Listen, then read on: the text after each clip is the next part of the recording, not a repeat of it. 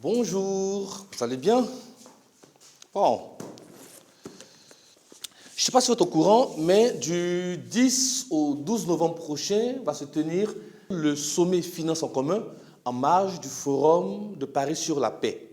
Il s'agit en fait du premier sommet mondial des banques publiques de développement.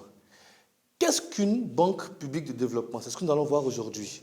Écrivez donc banque publique de développement.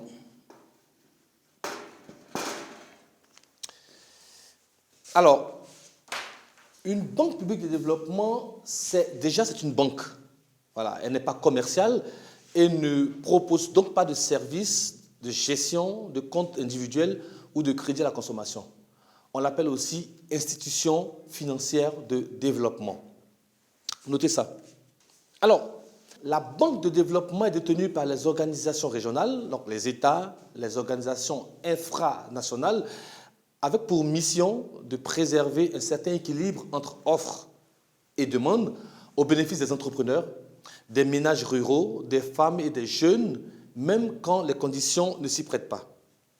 Mais au fait, combien sont-elles et quel rôle peuvent-elles jouer dans un contexte actuel?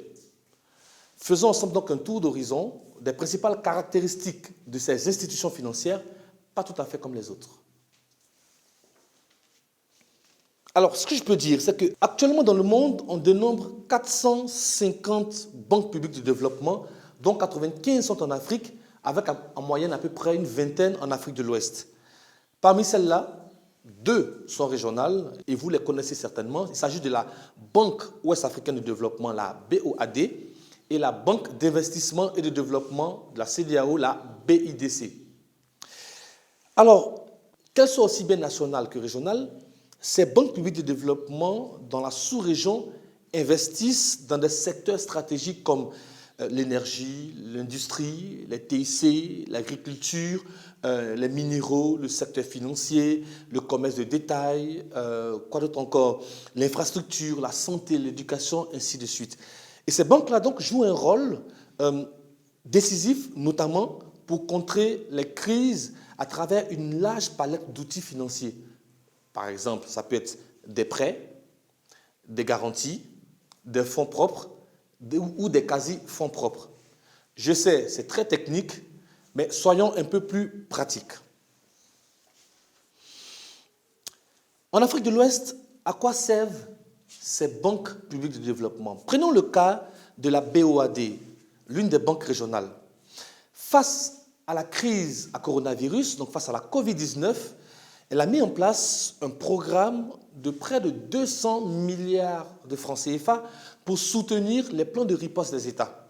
Et parallèlement à cet appui, la BOAD a engagé 100 milliards de francs CFA pour soutenir le secteur privé, c'est-à-dire les banques commerciales et même les micros, les petites et les moyennes entreprises qui ont été impactées par le coronavirus.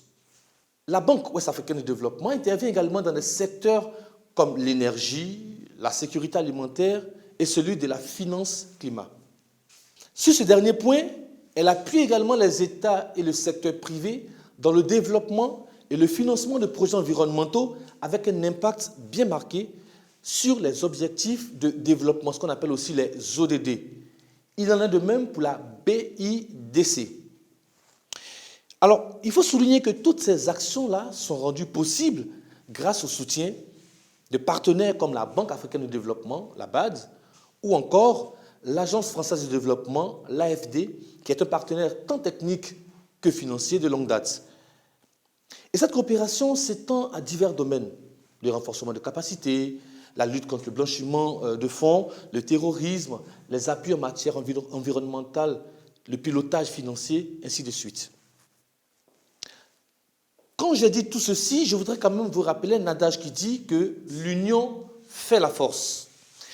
Alors, si une banque comme la BOAD, une banque publique de développement, cette régionale, arrive à investir tous ces secteurs au bénéfice du plus grand nombre, quelle avancée ne pourrait-on pas réussir si elles toutes s'unissent, qu'elles soient régionales ou nationales? Parce que finalement, travailler ensemble à une échelle locale ou continentale facilite une rapide amélioration des performances au bénéfice de tous. Et quand je dis au bénéfice de tous, je cite les populations, les banques publiques de développement elles-mêmes, les pays et le continent. Et donc, travailler ensemble, c'est avoir une voix qui porte plus haut, qui porte mieux. Je pense qu'ensemble, les banques publiques de développement d'une même zone géographique peuvent plus efficacement mener des initiatives qui répondent aux besoins communs tout en tirant le meilleur profit des compétences propres à chaque institution. Premier rassemblement mondial des banques publiques de développement, appelé le sommet Finance en commun, vient justement se proposer de réfléchir à une dynamique de coopération entre les différents acteurs de la finance et du développement de toute la planète, de sorte à permettre une relance durable pour tous, spécialement dans le contexte actuel. Je tiens à souligner donc que l'événement est 100% digital via une plateforme dédiée et interactive.